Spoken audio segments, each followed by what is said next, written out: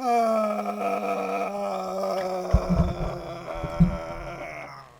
so, so, so, so, so, so, so, so, so. So, apparently, this is post commentary if you couldn't figure out.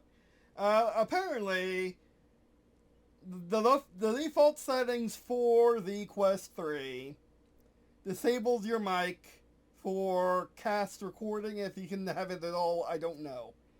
So, yeah, there's going to be no commentary. There's going to be no commentary in this video other than this opening bit. But this is my first experience setting up the Quest 3, or Quest at all, to be honest. I've only had the Rift CV1. I only had a Rift CV1.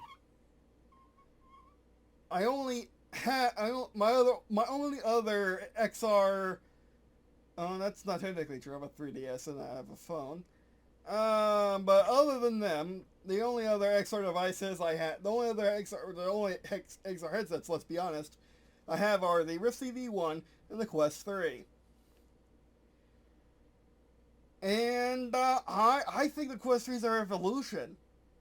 Like, as much as the Quest 2 was by just getting cheap VR into people's hands, and still is, the Quest 3 is getting MR in existence. And making AR much more compelling as a proposition than what the 3DS could offer or what phones can offer. At least right now with current technology, the iPhone probably could do better. And so can the HoloLens, but they don't, is the thing. Meta probably will, especially all developers it has. And so many developers wanting to make stuff for Quest 3 and how many launch titles they already have on board for the MR experience. So yeah. And this is my first MR experience. I'm no stranger to AR. Of course, like I said, I have a 3DS. I play Pokemon Go. I sat in a Ford Escape with a HUD. I play video games and Sims with HUDs in them. And HMDs in them. Like Battlefield has an HMD interface. If you play Microsoft Flight Sim, X-Plane, DCS, VTOL VR or anything like that, then you automatically have a HUD in it as well. Or some sort of HUD or some sort of AR in it as well, in most modern planes.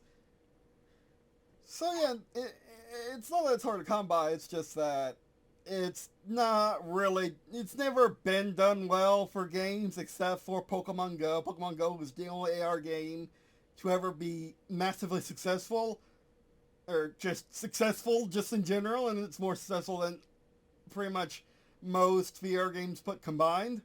But yeah. But anyway, so I was like just walking around my room, letting the headset do my boundary, turning on lights when needed. They're not. If you're doing sit down VR, they're not necessary at all. You just need and light. The glow from your screens is probably good enough. But if you want to do walls and having it contour to your room, which you don't need to put in furniture, you don't need a mess. That's a table. That's a couch. That's a chair. You can if you want to. It adds more pizzazz in games, but you don't need to. It gets the contours of the terrain down good enough. Like and I do have a habit. It does actually tell them the difference. Tell them apart. It's just that it doesn't.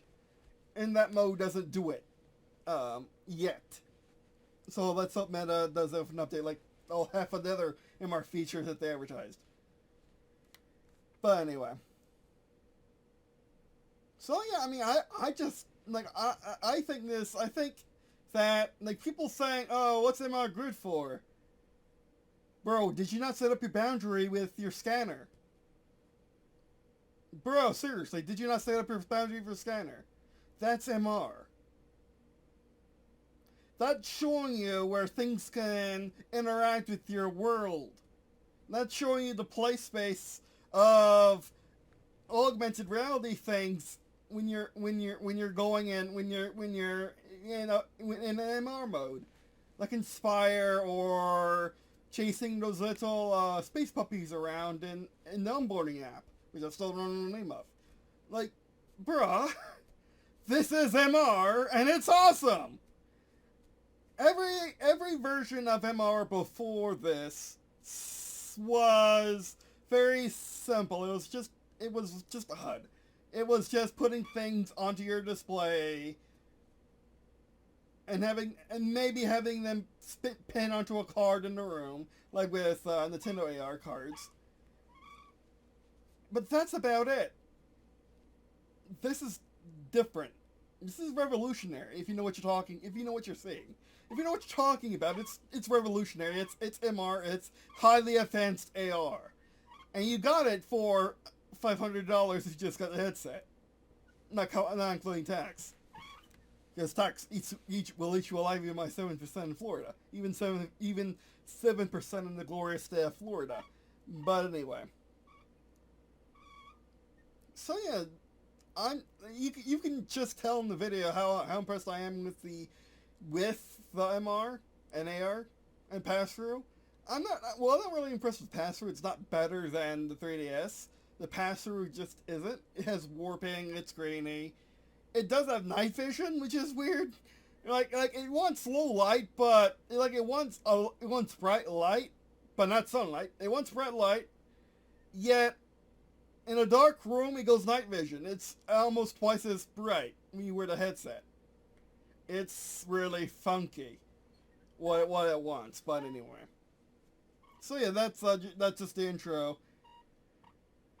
So that's just the intro clip to this video. Just enjoy me just going around my room, Green&Blue headquarters, and just experience the onboard experience, the setup experience.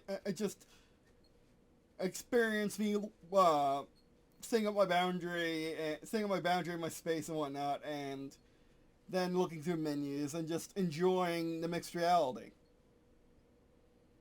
Because, again, folks, this is mixed reality. They start you in mixed reality.